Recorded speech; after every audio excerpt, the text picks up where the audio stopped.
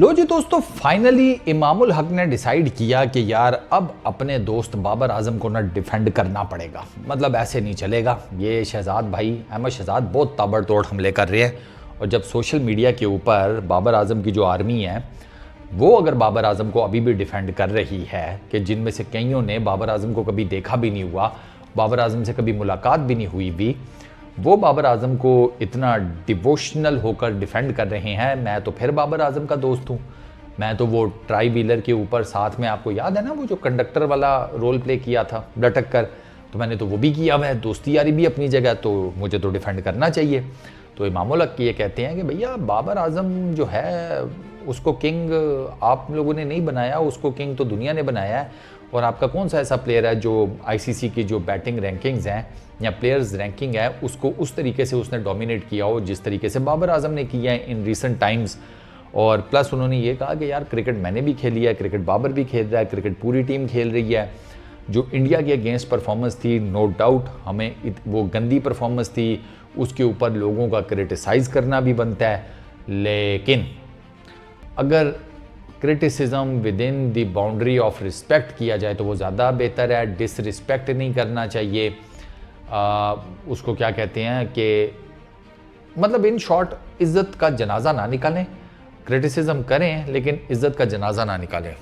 ये बेसिकली उसने बात की है। और इमाम ने ये बात, आप सबको बड़े अच्छे तरीके से पता है, इमाम ने ये बात बेसिकली की है अहमद शहजाद को ही है, क्योंकि अहमद शहजाद ही उस शो में जिसमें ये इमाम आजकल हैं, और मुझे ये नहीं समझ आ रही इमाम सेंट्रल कॉन्ट्रैक्ट में होते हुए टीवी शो में कैसे आ गया, ये पीसीबी ने इजाज़त कैसे दे दी। बट खैर चलो, तो वो इमाम अब उसको डिफेंड कर रहे हैं, आपके सामने ही है। वो अहमद शहजाद के सामने डिफेंड करता हुआ नजर आता है बाबर आजम को। अच्छा यार, अब पता है क्या, ये जो है ना रिस्पेक्ट का एलिमेंट, यार उस्ताद देखो इमाम भाई, रिस्पेक्ट का एलिमेंट सिर्फ आपका नहीं है, रिस्पेक्ट का एलिमेंट हमारा भी है। हमारे भी इमोशंस हैं, हमारी भी एक सेल्फ रिस्पेक्ट है, और हम भी ये चाहते हैं कि बेसिकली आप लोग जीतें। क्योंकि अगर आप लोग पाकिस्तान क्रिकेट टीम में खेल रहे हैं तो हम पाकिस्तान क्रिकेट टीम के फ़ैन हैं। तो बुनियादी तौर पर पाकिस्तानियत जो है ना वो आपके साथ भी जुड़ी हुई है, वो हमारे साथ भी जुड़ी हुई है। और आप लोग तो शायद इतना ज़्यादा सोशल मीडिया यूज़ नहीं करते हैं, आम पब्लिक बहुत ज़्यादा सोशल मीडिया यूज़ करती है। तो फिर वो आम जनता जो है वो ट्रोल भी होती है जब आप बहुत बुरे तरीके से हारते हैं, जो साफ सी बात है, क्योंकि गंदे अंडे तो हर साइड पर होते हैं। उन्होंने तो फिर वो जिसे कहते हैं कोई ना कोई बात, कोई ना कोई जिसे कहते हैं फप्ती, कोई ना कोई ट्रोल करना, कोई इनसेंसिटिव कमेंट, ये सब कुछ चलता है। आप तो उसके बारे में कुछ भी नहीं खास कहते हैं, लेकिन यार आम पब्लिक को वो सुननी पड़ती हैं, सहनी पड़ती हैं। और इस वजह से आम पब्लिक जब आप इस तरह हारती है ना, जिस तरह आप यूएस और इंडिया के अगेंस्ट हारे हैं, तो आम पब्लिक का मीटर जो है ना वो शॉर्ट हो जाता है, आम पब्लिक को तप चढ़ती है, ये साफ सी बात है। और चूंकि आपकी कोई बहुत ज़्यादा हाईली एजुकेटेड सोसाइटी तो है कोई नहीं, ये भी एक ब्लेटेंट किस्म का फैक्ट है कि आपकी कोई बहुत ज़्यादा हाईली एजुकेटेड सोसाइटी नहीं है जिसको नॉर्म्स का पता हो, एथिक्स का पता हो, बाकी चीज़ों का पता हो। तो भैया फिर वो तो खुल्लम खुल्ला बोलेंगे ना, वो फिर जिसे कहते हैं गालियों का भी इस्तेमाल करेंगे, प्रयोग करेंगे। वो तो फिर मानते हैं कि भाई एक उर्दू अगर ज़ुबान है, इंग्लिश ज़ुबान है, हिंदी ज़ुबान है, तो गालियों की अपनी एक अलग सी भाषा या ज़ुबान है। वो कहते हैं कि भैया गालियों को फिर हम यूज़ करेंगे एज एन एडजेक्टिव, बात में ज़ोर डालने के लिए। ये तो फिर सर चलता है, इसमें ना आप कुछ कर सकते हैं ना कोई और कुछ कर सकता है। प्लस ये भी तो देखें ना कि आप लोगों की तरफ से जो स्टेटमेंट्स आती हैं वो ऐसी अजीबोगरीब होती हैं। मिसाल के तौर के ऊपर ये जो आपने कहा कि बाबर आजम को दुनिया ने किंग बनाया है, सर नहीं बनाया। क्या हो गया आप लोग, बाबर आजम को लोकल उसके फैंस ने किंग बनाया। बाबर आजम बाकी दुनिया के लिए एक अच्छा बैट्समैन है, बस इससे ज़्यादा कुछ नहीं है वो। आप लोग उसे king Babar, king Bobby, king this, king that, extra pressure add करते जाओ उसके ऊपर। पहले एक तो उससे वो बैटिंग का उसके जनाजा निकला, वो परफॉर्मेंस उस लेवल की नहीं हो पा रही, कप्तानी का प्रेशर अलग उसके सर पे चढ़ा हुआ है। तो फिर ये सारी चीज़ों में कहाँ गई उसकी किंगशिप। किंग तो वो होता है कि जो सर पूरी सल्तनत को संभाल के बैठा होता है अथॉरिटी के साथ, वो नहीं करने देता फिर वो किसी को। उसने मामलात हर तरह के रियाया के साथ, अपने वुज़रा के साथ, ठीक है, अपनी फौजियों, अपने अफवाज के साथ, अपनी आर्मी के साथ, हर तरह से उसने मामलात सेटल रखे होते हैं। मतलब उसने हर कॉर्नर को खुश किया होता है, हर कॉर्नर को उसने जिसे कहते हैं ना आज़ादी भी दी होती है, और प्लस उनके ऊपर चेक एंड बैलेंस भी रखा होता है। बाबर से 11 लड़के नहीं संभाले जा रहे सर।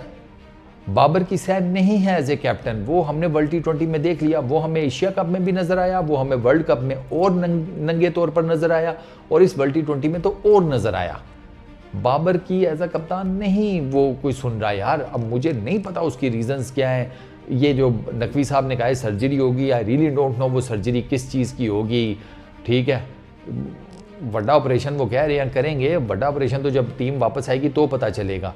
तो सर ये सारी चीज़ें अपने जेहन में रखें ना।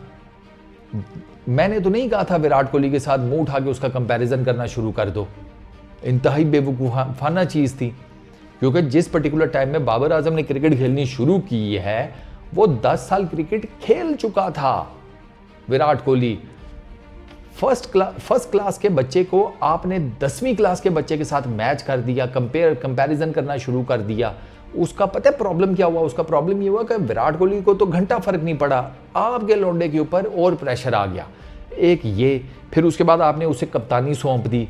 वो कप्तानी का मटेरियल था या नहीं था वो तो पहले थोड़ा चेक कर लेते, और साल डेढ़ में आपको पता लग जाता है कि भाई क्या मामला है, तो आप साइड मार जाते हैं सर, कोई और कर लेते। बाबर आजम को कप्तान बनाकर उसके साथ बहुत बड़ी ज्यादती की गई है।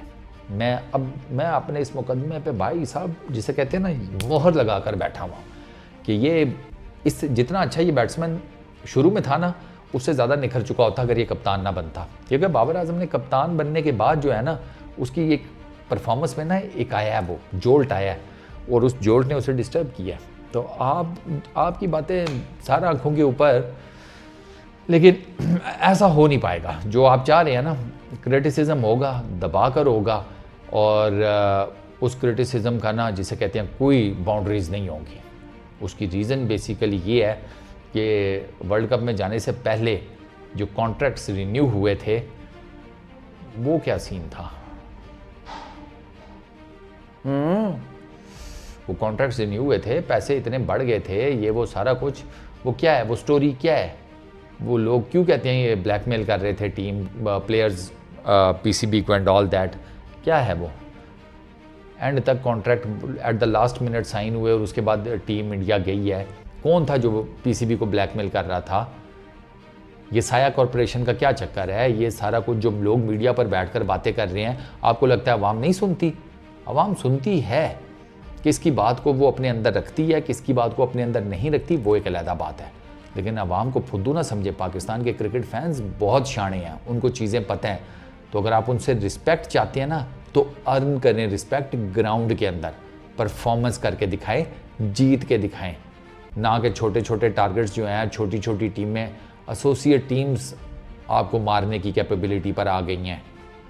इससे बड़ा डाउनफॉल पाकिस्तान की क्रिकेट का कोई नहीं।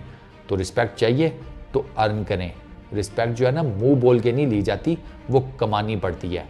और कमाने जिस चीज़ को कमाया जाता है ना उसमें फिर खून पसीना एक किया जाता है।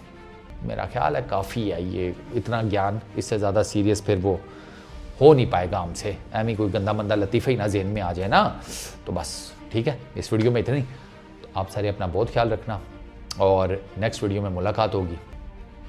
Peace out.